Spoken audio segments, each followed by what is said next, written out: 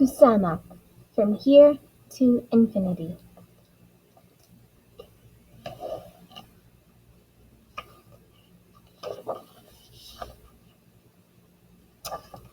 Kusama was born in the country of Japan, on the island of Honshu, in a town called Matsumoto City.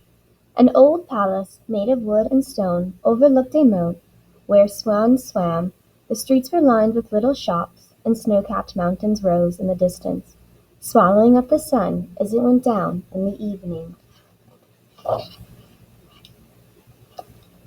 Kusama's family owned nurseries where all kinds of flowers and vegetables grew, and workers tended the plants as they matured from seeds to sprouts to stalks. But Kusama yearned for a different life. Far from the countryside she dreamed about what lay beyond the mountains, in places far from Matsumoto City. She longed to leave home and see the world. Kusama's mother wanted her to stay home and learn old-fashioned manners, how to dress elegantly, how to walk demurely, how to eat politely, and find a proper husband. But Kusama wanted to be an artist. Every day she went outside with ink and brushes and paper. She drew things she saw and things she imagined. She looked closely at the pebbles that lined the riverbed and at the leaves and stalks of plants, and she drew them as chains of tiny cells that looked like dots.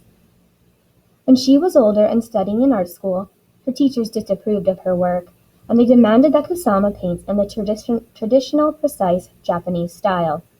She wanted to go where she could live without rules. When she was 28 years old, she packed up her silk kimonos and thousands of drawings and stuffed dollar bills into the toes of her shoes. It was her first airplane trip. There were only 4 other passengers, and the weather was stormy with rain and lightning. The airplane wobbled and dipped as it flew to America. In New York, Kusama went to the top of the Empire State Building, the tallest building in a city full of tall buildings. When she looked down, she saw buses and cars and yellow taxis zooming up and down the avenues, and bankers and teachers and artists rushing to work. From up on the 86th floor, they looked like dots. She felt very far from quiet Matsumoto City and her mother's rules. Here, it seemed anything was possible. Kusama set about turning her drawings of dots into paintings. The dollar bills that she had brought to America quickly ran out, and she spent what little money she had left on paints and canvases. She worked day and night. She painted when she was cold, she painted when she was hungry, she painted when she was lonely, and she turned her dots into sculptures too, into soft tubes that covered sofas and chairs and boats. She was devoted to her dots. For her, they were a way of thinking about the world among the stars, as one dot among millions of others. They were a way of thinking about infinity. Sometimes, when she grew frustrated, she visited the Museum of Modern Art. She gazed at paintings by other artists, and she thought about why and how they were made.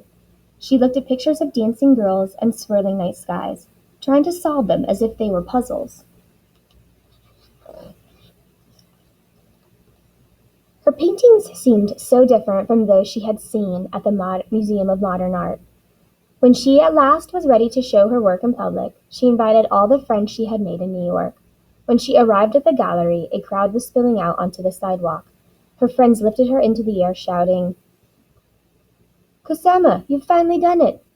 Word about her artwork spread quickly. Her friends told their friends, newspapers wrote about her work, and reporters clamored to interview her about her dots. Now she began to show them in other cities all over the United States and Europe. Her dots were covering the world. They appeared in Venice in thousands of dot-shaped mirrors scattered over a big green lawn, and on a pumpkin, on a pier, on dresses and t-shirts, on people walking down the street, and in mirrored rooms where glowing dots were reflected and reflected again, an infinity of dots.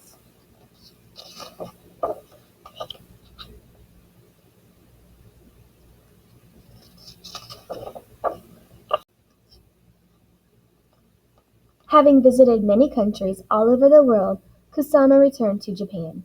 The country had changed since she left, with many different artists challenging the old traditional style, as Kusama had been doing all along. She still lives in Japan and she continues to paint her dots every day.